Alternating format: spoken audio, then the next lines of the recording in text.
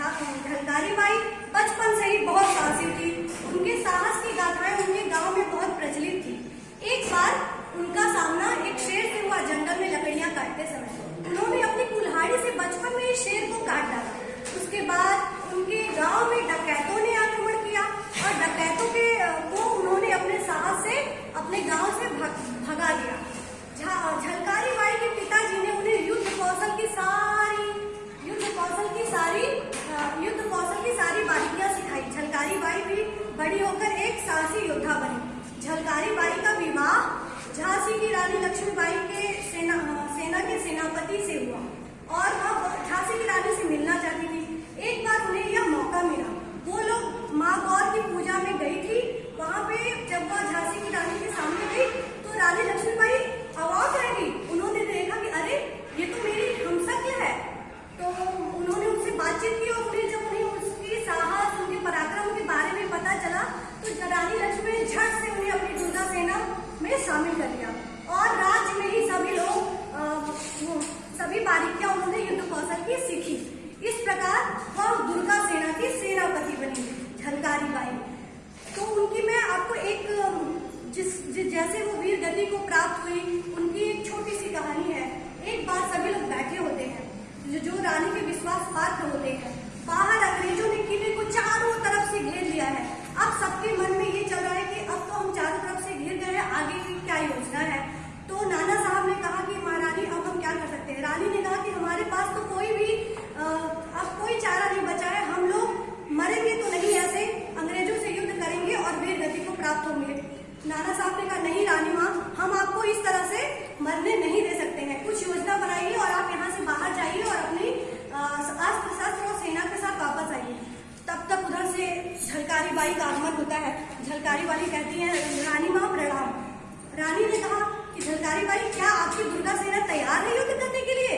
तो झलकारी बाई ने कहा जी रानी माँ, आपका जब भी आदेश हो, लेकिन गुस्ताखी माफ हो रानी माँ, आप मुझे अपना कुछ वस्त्र पगड़ी दे रहे तो बहुत कृपा होगी। रानी ने कहा जरूर। रानी थाल में अपना वस्त्र पगड़ी लेकर आती है और झलकारी बाई को देती है। झलकारी बाई जाती है और सभी लोग सोचते हैं कि आखिर ये इनका क्या करेंगी। और झलकारी बाई उस वस्त्र और उस पगड़ी में रानी लक्ष्मीबाई के अवतार में जैसे ही आती है, सभी लोग नाना साहब और जितने भी विश्वास पात्र रानी के बैठे थे सभी लोग आश्चर्यचकित होकर देखते रह गए। अरे यार क्या, ये तो बिल्कुल रानी लक्ष्मीबाई की तरह दिखती है।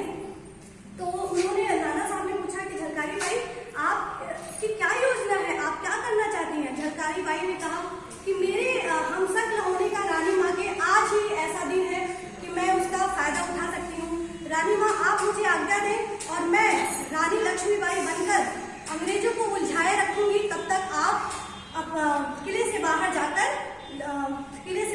अपनी सेना और अपनी अस्त्र शस्त्र को इकट्ठा करके फिर से युद्ध के लिए तैयार हो सकती हैं। रानी बाई ने कहा नहीं, मैं तुम्हें इस तरह से मरने नहीं दे सकती।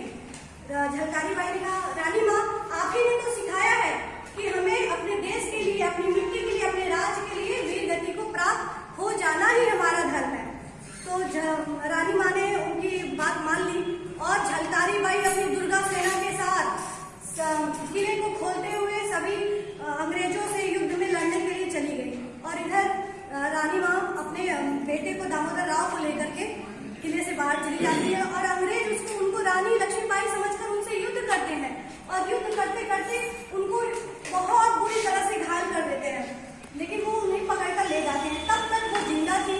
जब अंग्रेज बहुत खुश होते हैं कि अरे हमने तो रानी लक्ष्मीबाई को जिंदा पकड़ लिया, क्योंकि वो वही चाहते थे। और वो बोलते हैं कि बहुत देखा रानी लक्ष्मीबाई, हमने तो आपको जिंदा ही पकड़ लिया। तो वो हंसती है और बोलती है कि अरे हमारी रानी माँ को जिंदा पकड़ना इतना आसान तो नहीं है। हमारी रानी माँ को तो आपको तो उनका शव भी नहीं मिलेगा। अंग्रेजों ने बोला अरे तो ये कौन है। अंग्रेज अपनी सभा में गए, सबको बुलाए, कोई इसको पहचानता है। तो वहां से आए सबने देखा, कोई नहीं पहचानता। तो उसमें से एक ने बोला अरे ये तो वहां के सेनापति की पत्नी झलकारी बाई है। अंग्रेज मायूस हो गए और तब तक झलकारी बाई वीर गति को प्राप्त हो गई थी और उन्होंने अपनी इस गाथा से, इस साहस से, इस पराक्रम से रानी लक्ष्मीबाई के साथ अपना भी नाम इतिहास के पन्नों में दर्ज कर लिया। रानी लक्ष्मीबाई का नाम तो हर बच्चा जानता है, वो तो हमारी दिल में बाई